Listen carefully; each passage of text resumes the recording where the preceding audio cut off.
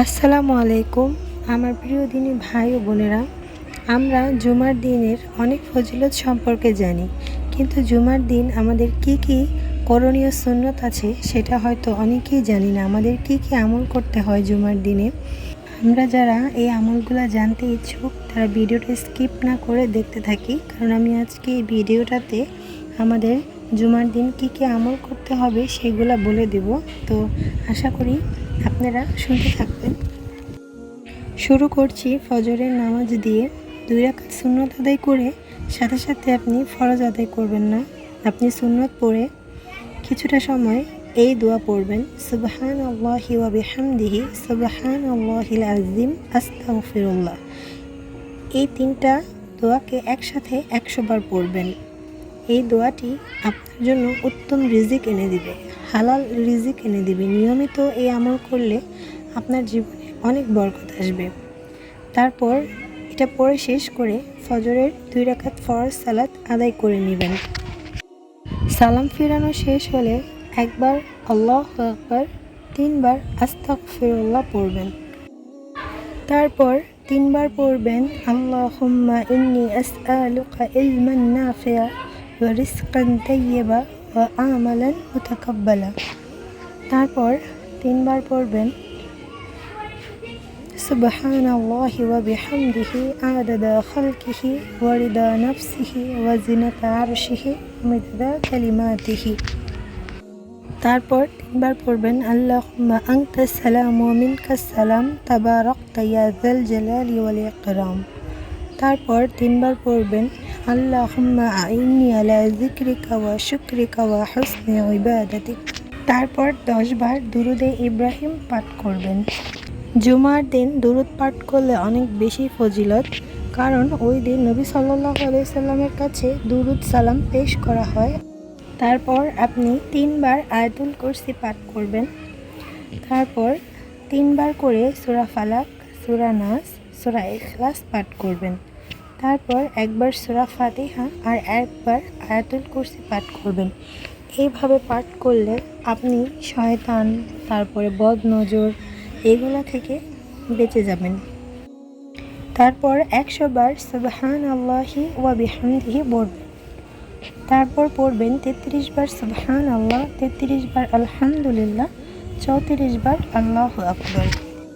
তারপর 7 বার পড়বেন হাসবি আল্লাহু লা ইলাহা ইল্লা হুয়া আলাইহি তাওয়াক্কালতু ওয়া হুয়া রাব্বুল আরশিল আযীম। তারপর 100 বার পড়বেন লা ইলাহা ইল্লাল্লাহু ওয়াহদাহু লা শারীকা লাহু লাহুল মুলকু ওয়া লাহুল হামদু ওয়া হুয়া আলা কুল্লি শাইইন কাদির।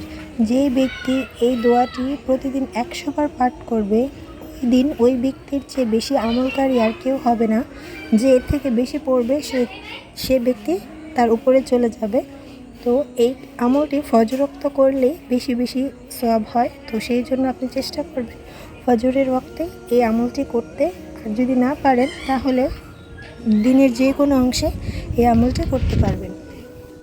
তারপর সূরা ইয়াসিনের তেলাওয়াত করতে পারেন। সূরা ইয়াসিনের তেলাওয়াত করলে ওই দিন আল্লাহ আপনার জিম্মেদারি নিয়ে নেবেন।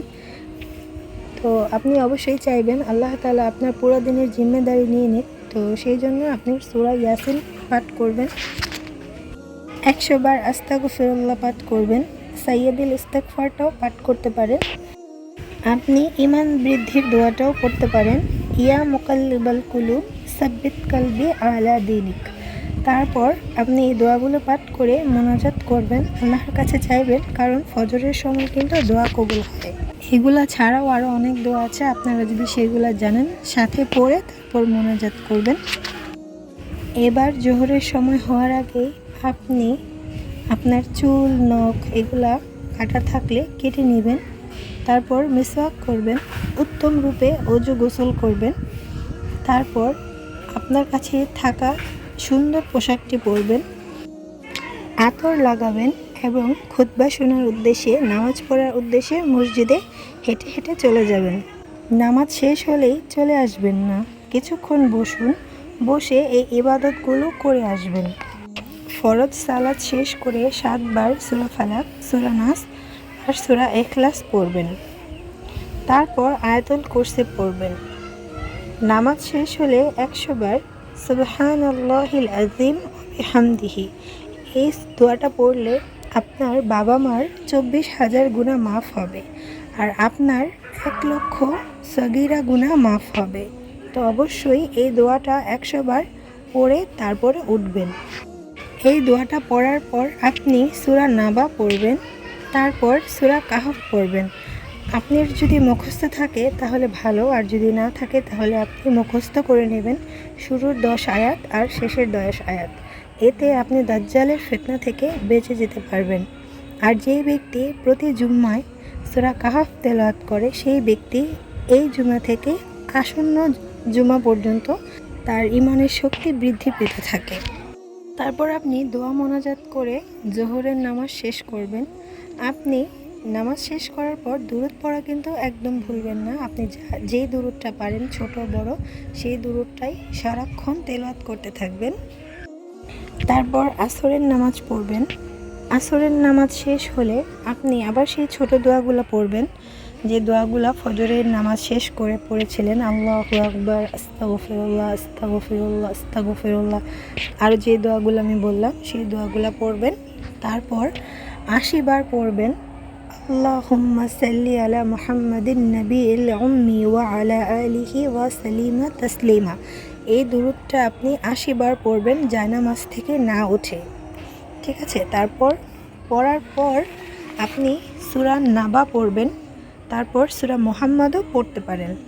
তারপর আপনি আসর ও মাগরিবের মধ্যকার যে সময়টা সেই সময়টাতে দোয়া করবেন, কারণ এই সময়টাতেই শুক্রবার, এই সময়টাতেই দোয়া কবুল হয়। তো আপনার মনের যত চাওয়া আছে সেই চাওয়া পাওয়াগুলো আপনি এই সময়টুকের মধ্যে করবেন। অবশ্যই দোয়া করার আগে দুরূদে ইব্রাহিম পড়বেন, ভুলবেন না কিন্তু। তারপর মাগরিবের সময় আপনি মাগরিবের ফরজ সালাতটা আদায় করবেন। আদায় করার পর আপনি আয়াতুল কুরসি পড়বেন। নামাজ শেষ হলে সেই ছোট ছোট দোয়াগুলো পড়বেন। তারপর 10 বার দুরূদ পড়বেন, 10 বার হাসবি আল্লাহু লা ইলাহা ইল্লাহু আলাইহি তাওয়াক্কালতু ওয়া হুয়া রাব্বুল আরশিল আযীম এটা পড়বেন। তারপর 10 বার লা ইলাহা ইল্লাল্লাহু ওয়াহদাহু লা শারীকা লাহু লাহুল মুলকু ওয়া লাহুল হামদু ওয়া হুয়া আলা কুল্লি শাইইন কাদির এটা পড়বেন। তারপর 33 বার সুবহানাল্লাহ, 33 বার আলহামদুলিল্লাহ, 34 বার আল্লাহু আকবার পড়বেন। তারপর 41 বার ইয়া মুইজ্জু পাঠ করবেন। ইয়া মুইজ্জু হচ্ছে আল্লাহর 99টা নামের মধ্যে একটা নাম।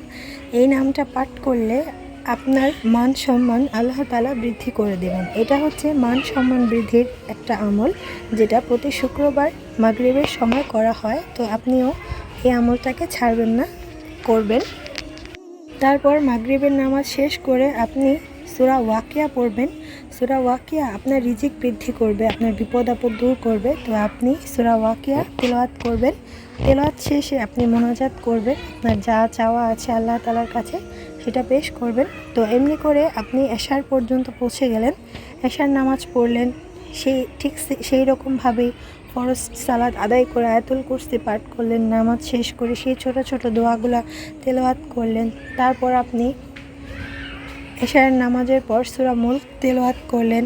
100 বার সুবহানাল্লাহ, 100 বার আলহামদুলিল্লাহ, 100 বার আল্লাহু আকবার, 100 বার লা ইলাহা ইল্লাল্লাহ এগুলা পাঠ করলেন। তারপর আপনি দোয়া করলেন, আপনার চাওয়া পাওয়াগুলো আল্লাহর কাছে বললেন। তো সারাদিন এত আমল করার পর আপনি আরও কিছু কাজ করা বাকি আছে। সেই কাজগুলো হচ্ছে আপনি সারাদিন মিথ্যা কথা বললেন না, কারণ আমি গীবত করলেন না, অহংকার করলেন না, কারোর সাথে ঝগড়া বিবাদ হিংসা করলেন না। তো সেই আমলগুলো কিন্তু আল্লাহ তাআলা অনেক বেশি পছন্দ করেন। আপনি মানুষের সাথে ভালো আচরণ করলেন, আপনার এই ইবাদতগুলোর সাথে আপনি এই কাজগুলো করলেন, এটাও আল্লাহর কাছে একটা পছন্দনীয় ইবাদত, কারণ আল্লাহ তাআলা এগুলো একদম পছন্দ করেন না। আশা করি আমার এই ভিডিওটা থেকে আপনারা উপকৃত হবেন, আর আপনারা এই আমলগুলো করার চেষ্টা করবেন, তাহলে আমার ভিডিওটা করা সার্থক হবে। তো আল্লাহ আপনাদের আমাকে সবাইকে বেশি বেশি করে নেক আমল আল্লাহ তাআলার ইবাদত করার তৌফিক দান করুন। আমিন।